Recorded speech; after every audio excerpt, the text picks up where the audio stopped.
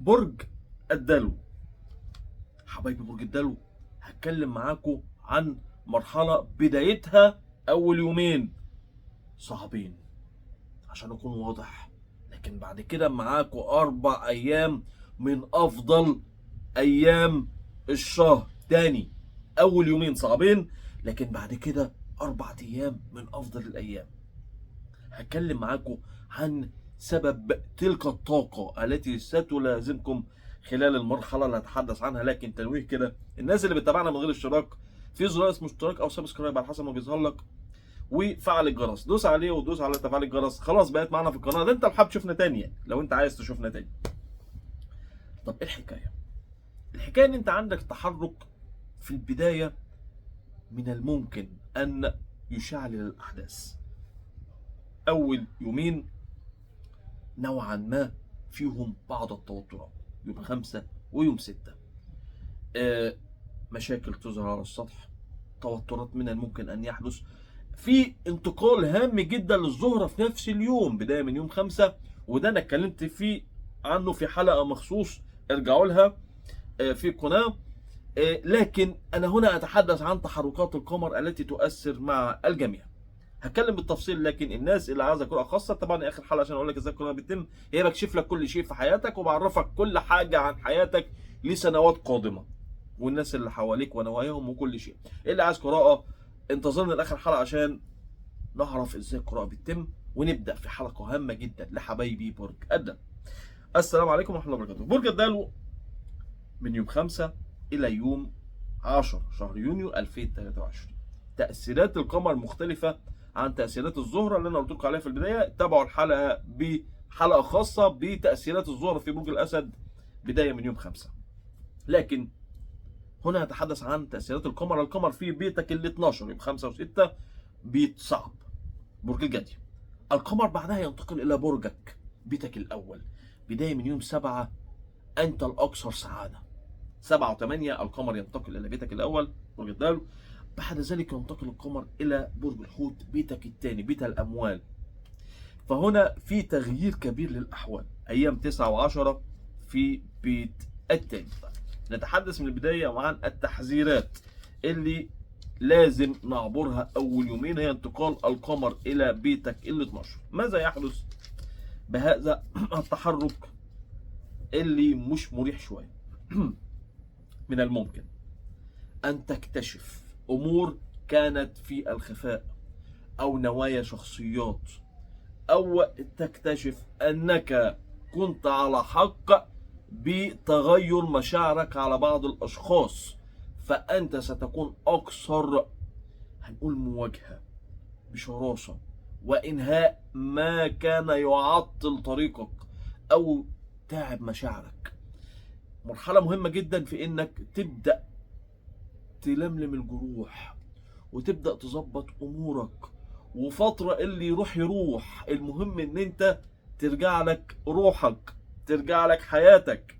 فترة هامة جدا يحدث فيها ايضا حسم للفشل. دي نقطة عايز اشرحها.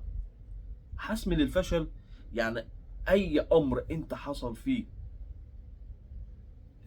هنقول فشل بفعل فاعل، او بالاجبار، او بانك استحملت فوق الطاقة بتاعتك، فكل ده هتحسمه.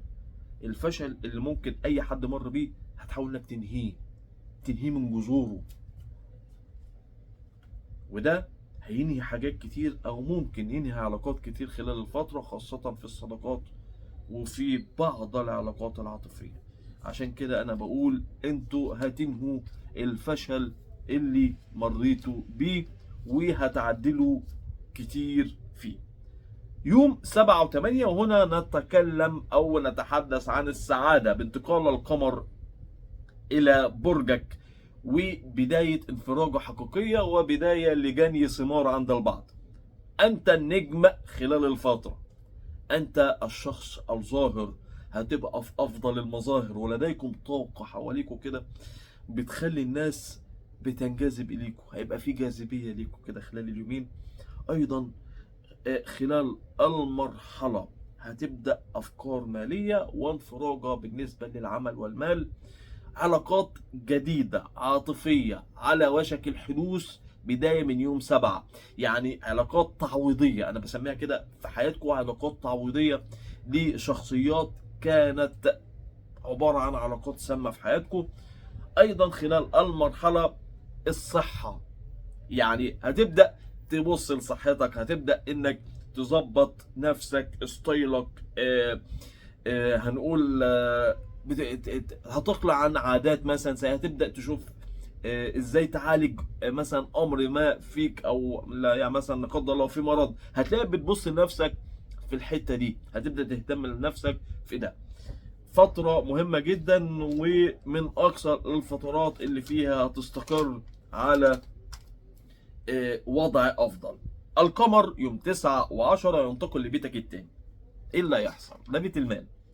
بانتقال القمر إلى بيتك الثانية فترة هنقول عليها الأرباح، الحظوظ المالية، عند البعض فرص ذهبية، عند البعض عروض رائعة، هتكون أنت الأكثر نيلا للجوائز.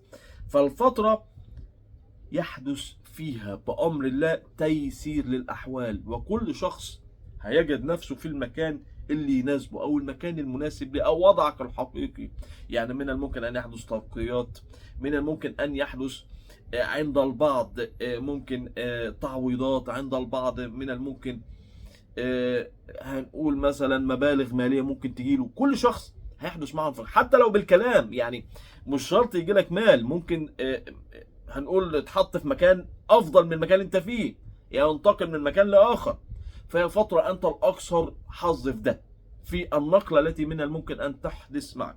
بالنسبه للمشاريع بقى والاموال، انت الاكثر سعاده. يعني الناس اللي بتشتغل في التجاره، يعني هم دول اللي مش في التدرج الوظيفي، لا في التجاره، اللي هو الفلوس المتداوله. ده الناس دي عندكم فرجه في البيع والشراء، وانتم الاكثر حظا في ده. العقود، او الامور التي تتمثل في العقود او في المحاكم او التسجيلات، انتم الاكثر هنقول توفيقا في تسجيلات العقود. الامور او الاوراق الرسميه برضو التي تتعلق بالاموال، بامر لا تبقى انتم في انفراجه معاكم في ده. فتره حلوه جدا، وان شاء الله فتره خير على الجميع. نعدي اول يومين زي ما قلت، لان يومين صعبين شويه، لكن بعد كده تحدث معكم انفراجه ما بعدها انفراجه وبشرة خير. هاي تاني التنويه. الناس اللي بتتابعنا عن طريق الفيديوهات المقترحه ولسه داخل على قناه جديد، اعمل اشتراك وتفعيل الجرس علشان يوصلك مني كل جديد. انت حابب تشوفنا تاني في زر اسمه اشتراك او سبسكرايب على حسب ما بيظهر لك، تدوس عليه وتفعل الجرس، بقيت معانا في القناه. اللي عايز قراءة خاصة، بعمل قراءة مكالمة مباشرة ساعة 2 3، بكشف لك كل شيء في حياتك، وبعرفك طريقة خلال السنوات القادمة، السنوات الأكثر حظا الأقل حظا، كل شيء. اللي عايز قراءة يتواصل على كاتبه على الشاشة وكاتبه على عنوان الحلقة. يا رب كده حبايبي برج الدلو جميع الأبراج تكون بأمن وأمان. السلام عليكم.